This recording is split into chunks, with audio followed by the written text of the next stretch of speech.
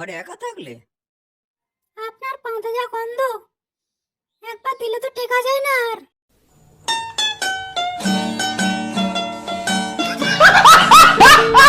অনেক আটকানোর চেষ্টা করলাম, বিশ্বাস করো, কিন্তু পারলাম না। পাত মারতে গিয়ে হালকা হাগু বেরিয়ে গেছে। কি ভেবেছিস তুই জায়গা? শালার বেটা, সারাদিন পাতলা গুঁড়োর অমলেট খাবি তো পথ দিয়ে কি বেরোবে? হ্যাঁ, আমি তো পাতলা গুয়ের অমলেট খাই না, শুকনো গুয়ের অমলেট খাই।